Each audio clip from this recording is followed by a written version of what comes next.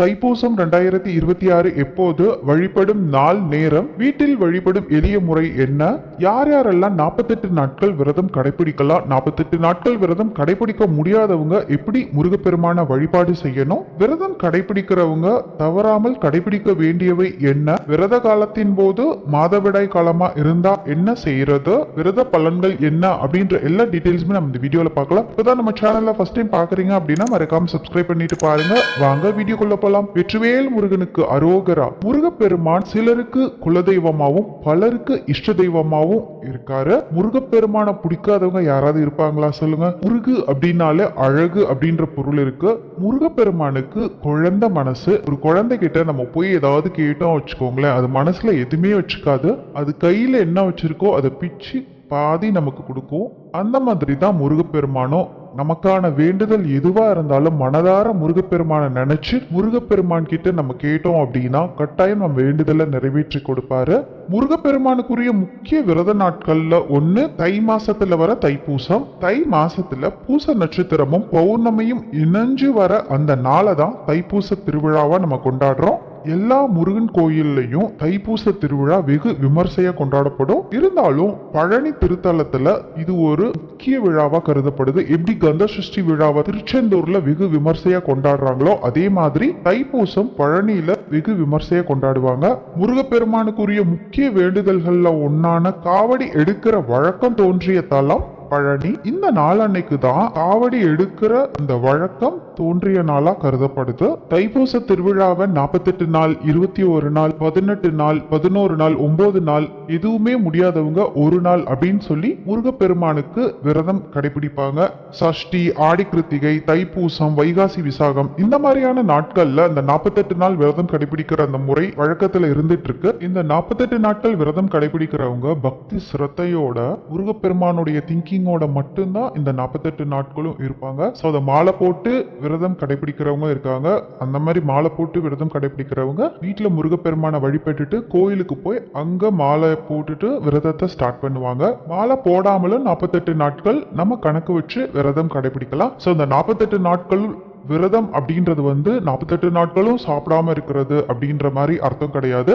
விரதம் கடைபிடிக்கிறவங்க கட்டாயம் கடைபிடிக்க வேண்டியவை என்ன அப்படின்னு பார்த்தோம்னா வீட்டை தூய்மையா வச்சிருக்கணும். காலை மாலை 2 வேளை நம்ம குளிக்கணும். காலை மாலை 2 வேளையும் நம்ம பூஜை பண்ணணும். வீட்டுல பூஜை பண்ணணும். முடிஞ்சா காலை மாலை 2 வேளையுமே கோயிலுக்கு போய் முருகப்பெருமான தரிசிச்சுட்டு வர்றது நல்லது. இன்கேஸ் முடியல அப்படின்னாலும் அட்லீஸ்ட் ஒரு வேளையாவது முருகப்பெருமான கோயிலுக்கு போய் தரிசனம் பண்ணிட்டு வரணும். வீட்டுல தேவையில்லாத சண்டை சச்சரவுகள், விவாதங்கள் இதெல்லாம் இருக்கக்கூடாது. நெகட்டிவிட்டி இருக்கவே கூடாது. அசைவம் சமைக்க கூடாது. கந்த சஷ்டி கவசத்தை தவறாம நம்ம பாராயணம் பண்றது ரொம்பவே விசேஷம். எந்த ஒரு விரதமா இருந்தாலும் வயதானவர்களோ இல்ல பிரெக்னன்ட் லேடிஸோ இல்ல உடல்நிலை சரியில்லாதவங்க விரதம் கடைபிடிக்கணும் அப்படின்ற அவசியம் இல்ல.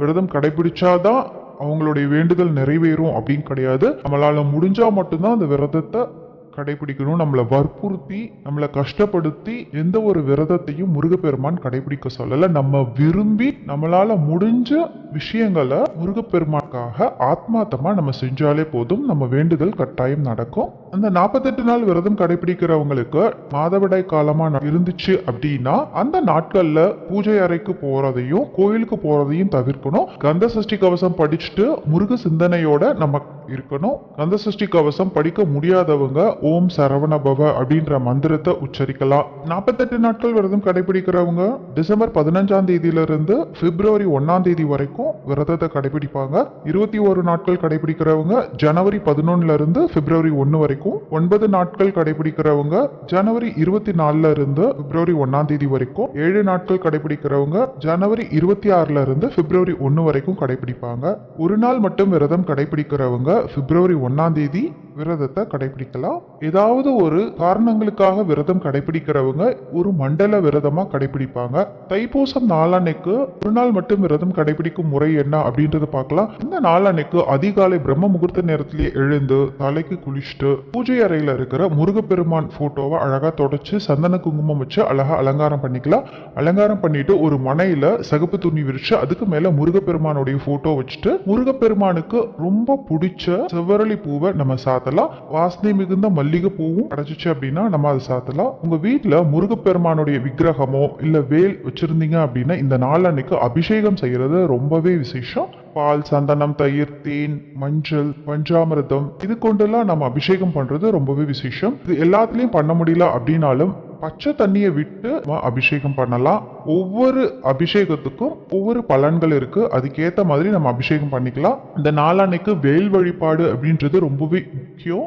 இந்த நாளான்னைக்கு தவறாமல் வெற்றிலை தீபம் போடுறது ரொம்பவே விசேஷம். ஒரு மனையில ஷட்கோண கோலம் வரைஞ்சிட்டு அதுக்கு மேல பித்தளை பிளேட் வச்சு மேல 6 வெத்தலையை காம்பை கிள்ளி வச்சுக்கணும். அந்த வெத்தலைக்கு மேல சந்தன குங்குமம் வச்சுட்டு 6 நெய் தீபம் முருகப்பெருமான நினைச்சு ஏத்தணும். 6 நெய் தீபம் ஏத்த முடியல அப்படின்னாலும் நடுவுல ஒரே ஒரு அகல் விளக்கு வச்சு நெய் விட்டு பஞ்சுத்திரி போட்டு முருகப்பெருமான மனதார நினைச்சு நெய் தீபம் ஏத்தலாம். இந்த வழிபாட நம்ம அதிகாலை பிரம்ம முகூர்த்த நேரத்திலேயே நம்ம செஞ்சுட்டு உங்களால முடிஞ்ச நெய்வேத்தியத்தை முருகப்பெருமான் கிட்ட வச்சு விரதத்தை அதிகாலையிலேயே நம்ம ஸ்டார்ட் பண்ணிடலாம். எளிய நெய்வேத்தியத்தை நம்ம வைக்கலாம். ஃப்ரூட்ஸ் வைக்கலாம், இல்ல பால்ல கல்கண்டு சேர்த்து வைக்கலாம், கல்கண்டு மட்டும் கூட வைக்கலாம். ஸோ நெய்வேத்தியம் வச்சுட்டு முருகப்பெருமான மனதார நினைச்சு கந்த சஷ்டி கவசம், கந்தர் அலங்காரம், கந்தர் அனுபூதி, வேல்மாறல் உங்களால என்ன ஸ்லோகங்கள் சொல்ல முடியுமோ அதை பாராயணம் செய்யலாம். எதுவுமே சொல்ல முடியல அப்படின்னாலும் ஓம் சரவண பவ அப்படின்ற எளிய மந்திரத்தை நம்ம 108 முறை உச்சரிக்கலாம். இந்த நாளன்னைக்கு கந்த சஷ்டிய நம்ம 3 முறை பாராயணம் பண்றது ரொம்பவே விசேஷம். காலை, மதியம், மாலை அப்படின்னு சொல்லி நம்ம 3 முறை பாராயணம் பண்ணலாம். அதை நம்மளால படிக்க முடியல அப்படின்னாலும் கேட்கவும் செய்யலாம். நாள் முழுக்க நம்ம உபவாசம் இருந்து மாலை நேரத்துல அதே மாதிரி முருகப்பெருமானுக்கு நெய்வேத்தியம் வைக்கணும். சக்கரை பொங்கல், பால் பாயசம் நெய்வேத்தியமா வச்சு கந்த சஷ்டி கவசத்தை சொல்லி நம்ம வேண்டுதலை சொல்லி தீபதூபம் காமிச்சு முருகப்பெருமான நம்ம மனதார வழிபட்டுக்கலாம். வேண்டுதல் இருக்கிறவங்க மாலை நேரத்துல கோயிலுக்கு போயிட்டு பால் குடம் எடுக்கிறது, காவடி எடுக்கிறது, இந்த மாதிரியான நேர்த்திக்கடனை செலுத்தி விரதத்தை நிறைவு செய்யலாம். சூரபத்மனை வதம் செய்யணும் அப்படின்றதுக்காக அன்னை பார்வதி முருகப்பெருமான் கிட்ட வேல் கொடுத்த நாள் இந்த நாள், அதாவது தைப்பூச திருநாள். தைப்பூசம் விரதம் கடைபிடிக்கிறதுனால உண்டாகும் பலன்கள் என்ன அப்படின்றது பார்க்கலாம். தைப்பூச திருநாள் அப்படின்றது முருகப்பெருமானுக்குரிய மிக முக்கிய விரத நாட்கள்ல ஒண்ணு. இந்த நாள்ல விரதம் இருந்து வழிபடுறதுனால தீராத நோய் நீங்கி உடல் ஆரோக்கியம் மேம்படும், தொட்ட காரியங்கள்ல வெற்றி கிடைக்கும், திருமணம் கைகூடும், குழந்தை பாக்கியம் கிடைக்கும், குடும்ப ஒற்றுமை மேம்படும், சகல பாவங்கள் நீங்கி சந்தோஷம் நிலைத்திருக்கும், தோஷங்கள் நிவர்த்தியாகும், நினைத்த காரியங்கள் நிறைவேறி வாழ்வில் அமைதி மற்றும் செல்வம் பொருள் பலன் கிடைக்கும். இந்த நாளன்னைக்கு பழனி தலத்துல முருகப்பெருமான் பண்டார கோலத்துல இருப்பாரு. உலகத்துல உயிரினங்கள் தோன்றிய நாள் இந்த நாள் அப்படின்னு சொல்லி புராணங்கள் சொல்லுது. அதனாலதான் நீர்நிலைகள்ல தெப்ப திருவிழா இந்த நாளன்னைக்கு நடக்கும். உங்க வேண்டுதல் எதுவா இருந்தாலும் முருகப்பெருமானுடைய அருளால கட்டாயம் உங்க வேண்டுதல் நிறைவேறும். நீங்க ஒரு முருக பக்தரா இருந்தீங்க அப்படின்னா நம்ம சேனலை மறக்காம சப்ஸ்கிரைப் பண்ணிட்டு ஓம் முருகா அப்படின்னு சொல்லி டைப் பண்ணுங்க. கட்டாயம் உங்களுக்கு இந்த வீடியோ யூஸ்ஃபுல்லா இருந்திருக்கும் அப்படின்னு நம்புறேன். உங்களுக்கு இந்த வீடியோ பிடிச்சிருந்துச்சா அப்படின்னா லைக் பண்ணுங்க, கமெண்ட் பண்ணுங்க, உங்க ஃப்ரெண்ட்ஸோட ஷேர் பண்ணிக்கோங்க. மறக்காம நம்ம சேனலுக்கு சப்ஸ்கிரைப் பண்ணி சப்போர்ட் பண்ணுங்க. நன்றி.